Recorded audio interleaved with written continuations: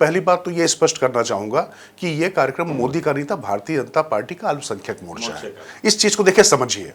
अब अल्पसंख्यक मोर्चा जो भारतीय जनता पार्टी या आरएसएस का अनुषंगिक संगठन है, वो संगठन अगर कोई योजना लेकर आ रहा, कुछ आ रहा, तो बतौर प्रधानमंत्री जब वो सबका साथ सबका विकास करते हैं तो इसमें कोई आपत्ति नहीं है।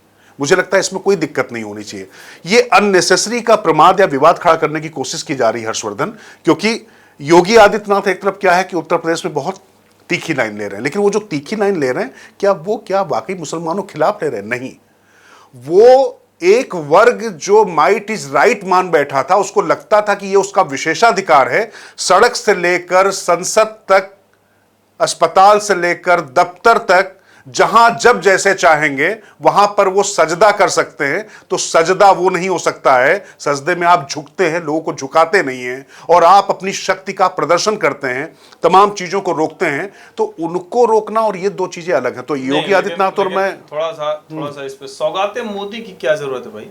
आपको आया था अभी जब होली भी थी, तो आपको कुर्ता पजामा आया या कुर्ता धोती आया? घर के लोगों के लिए साड़ी आई, हिंदू महिलाओं के लिए। तो क्यों मुसलमानों के लिए? ये तो हिंदू पार्टी कही जाती थी, तो क्यों ये किया? और मैं कह रहा हूं कि पहली बात तो मैं किसी भी पार्टी का इस तरह का गिफ्ट बांटना, फिर हम लोग जिस फ्रीबीज पॉलिटिक्स की बात कर रहे थे उसमें क्या गलत है? फिर तो वहीं हम पहुंच जाएंगे। और अगर कांग्रेस का वो फ्रॉड सेक्युलरिज्म है तो ये भी फ्रॉड सेक्युलरिज्म है। सौगाते मोदी, आप अल्पसंख्यक मोर्चा जाए, मुसलमानों के मन में भरोसा करे, जरा कुछ मुसलमानों का वोट बढ़ाए। अटल बिहारी वाजपेयी के समय से 8%, आज भी 8% बढ़ा नहीं। सब कुछ करके मोदी जी थक के हार गए। दूरी है न खाई है, मोदी हमारा भाई हो, 5 लाख से घट के आ गए 1.5 लाख पे अंतर। तो मतलब ये भी तो देखना पड़ेगा। इसमें कोई ऐतराज नहीं है। सभी वर्गों के साथ सरकार को, राजनीतिक दलों को चलना चाहिए।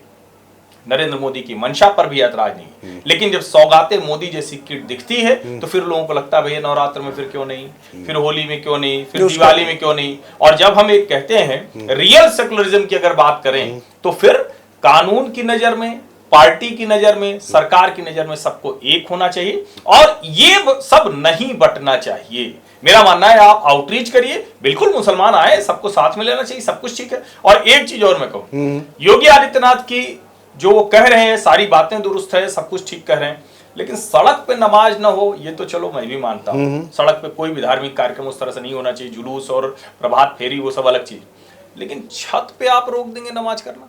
देखिए, मैं इस पे ये तो अतिरेकी हो गया राजकिशोर। ये तो फिर वही बात होगी कि आप धक्का दे रहे हैं। नहीं हर्षवर्धन, देखिए इसमें अतिरेकी नहीं है। आप समझिए कहां पर आया फरमान, ये आया संभल में।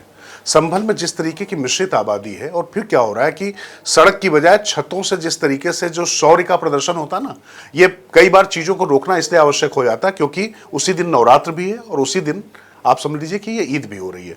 और ये इसलिए रोका जा रहा है क्योंकि आप ये कानून के खिलाफ नहीं है, ये सार्वजनिक जगह ही हो गई। छत आपकी अपनी स्थान उस तरीके से नहीं होगा। जब आप वहां पर, आप क्या चाहते हैं कि छतों पर खड़े होकर लोग रोज घंटा घड़ियाल बजाने लगे, रोज शंख बजाने लग जाएं, इस तरीके प्रदर्शन करने लग जाएं? लेकिन अपनी छत पर आप पूजा करना, आप नमाज करना, या आप घंटा घड़ियाल भी बजाना, इसको कैसे कोई रोक सकता है? नहीं, छत अगर आपकी खुली हुई है, वो सार्वजनिक जगह है, और जब जहां पर मकान आपस में जुड़े हुए हैं, आप संभल की आप डेमोग्राफी भी तो देखेंगे, वहां पर इस तरीके का फ्लैट कल्चर नहीं है हर्षवर्धन। वहां पर सबकी छतें जुड़ी हुई हैं। और आप याद करिए कि इसी संभल में जुलूस के दौरान किस तरीके की हरकत हुई थी। एक लड़का चढ़ गया था, जाके उसने झंडा वो करने की कोशिश की थी, उसके बाद उसको कर दिया। तो प्रशासन के लिए ज्यादा जरूरी आपकी ये जो छोटी मोटी अहमन्यता है उसको दूर करना, या उसके लिए वहां पर कोई दंगा ना हो, किसी की जान न जाए, ये ज्यादा करना। और ये कानून के खिलाफ नहीं है, छत पर भी ये रोक लगी हुई है, इसलिए इसमें कोई दिक्कत नहीं है। लेकिन एक बात जो आपने कही है नरेंद्र मोदी वाली, उसको मैं पूरा जरूर करना चाहूंगा।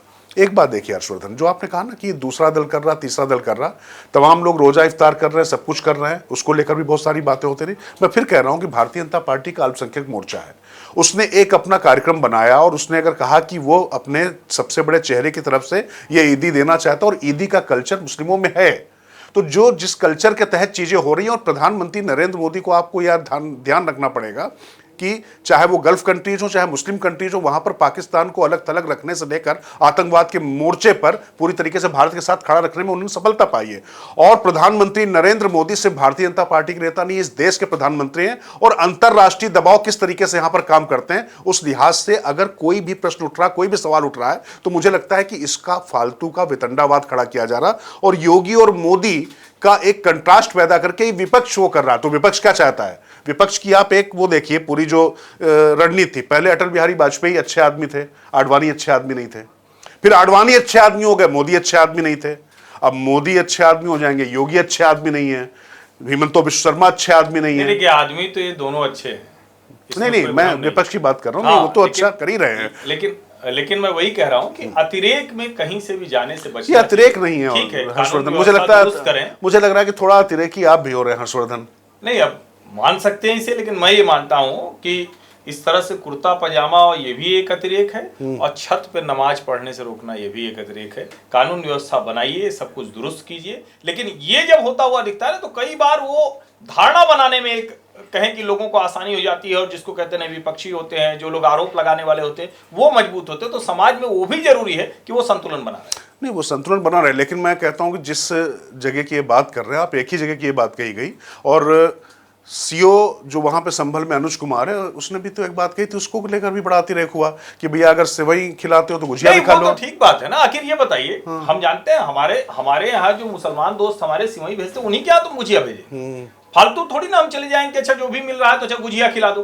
और तो और छोड़िए, हम हिंदुओं में भी तो उन्हीं के यहाँ गुजिया लेके जाते हैं जो हमको गुजिया देने आता। तो उसमें सीओ अनुज चौधरी के बयान में मुझे कोई दिक्कत नहीं, एकदम दुरुस्त बात। नहीं, इसीलिए जो आप बात करें दरअसल ये मुझे लगता है कि आप भी थोड़ा फ्रॉड सेकुलर के जो है थोड़ा सा बहकावे में आ गए। मैं इसलिए कह रहा हूँ, आमतौर पर आप आते नहीं है, क्योंकि छत वाली जो रोक लगाएगी वो इसलिए बहुत नितांत आवश्यक हो जाती है, क्योंकि वहां पर परिस्थितियां ऐसी हैं और संवेदनशीलता के लिहाज से ये तय करने का अधिकार प्रशासन का है हर्षवर्धन, ये राजकिशोर या हर्षवर्धन का नहीं है। वो वहां पर समझ रहे हैं कि वहां पर अगर कोई ऐसी अप्रिय परिस्थिति खड़ी होती है तो फिर इसकी जिम्मेदारी जवाबदेही कि हम और आप लेंगे। बात है, इसमें कोई दिक्कत नहीं है। और हमने देखा भी कि होली और जुमे की नमाज के समय वही पुलिस प्रशासन, वही सब कुछ जो मस्जिद को ढका था, उसने बड़े अच्छे से शांतिपूर्ण तरीके से किया। तो अच्छा है, सबके बाद शांति बनी रहे, और बेहतर हो कि थोड़ा फ्रॉड सेकुलरिज्म पार्टियां करना बंद करें सबके। अब जैसे वो जयंत चौधरी जो है ना, उनका जो है थोड़ा थोड़ा जीवित हो जाता है बीच में। अब वो आ तो गए एनडीए में, लेकिन रहे तो बहुत दिन तक हैं अखिलेश यादव के साथ में। तो अब उनको जॉर्ज ऑरवेल याद आ रहे हैं, और वो ये कह रहे हैं कि तुलना तो खतरनाक है। आप वो क्या निरंकुश शासन चल रहा है यहाँ पर? इतना आपको लग रहा है तो आपको फिर नहीं रहना चाहिए, उसका हिस्सा छोड़ देना चाहिए। हाँ भैया, जाओ छोड़ो। एक चौधरी तो वो है अनुज चौधरी, एक है जयंत चौधरी। आप इस तरीके से देखिए, और आपको जो है पूरी तरीके से पैदल हो गए थे, सरकार में आ गए, और सरकार बिना सत्ता के नहीं रह सकते हो, हमें मालूम है, छोटे दलों के लिए दिक्कत है। तो वहां पर आके अच्छा वो मुसलमानों के बीच भी मैसेज नहीं दे रहे हैं, वो तमाम ये जो वामपंथियों को ही मैसेज दे रहे हैं। देखिए, मैंने जॉर्ज ऑरवेल पढ़ा हुआ है, वो बता रहे हैं कि 1984 दरअसल ये एक उपन्यास है जॉर्ज ऑरवेल का, जिसमें उन्होंने लिखा था कि कैसे एक निरंकुश पुलिस शासन है, और उसमें वो आपकी सांसें लेने तक पर बंधक बना देता है, और कैसे आप रहें, कैसे खाएं, कैसे बैठे, कैसे पिए। तो ऐसी परिस्थिति तो नहीं है। इसी पुलिस प्रशासन ने, योगी के पुलिस प्रशासन ने सुनिश्चित किया कि किसी भी मुसलमान को उसकी इबादत से रोका ना जा सके। ऐसा एक भी इंस्टांस अगर आप बता दें तो हम बात करना छोड़ दें इस पर। लाउड स्पीकर उतरा तो योगी के शासन काल में, अगर मस्जिद से उतरा तो मंदिर से भी उतरा। तो मुझे लगता है इसमें तो कोई भ्रम है ही नहीं।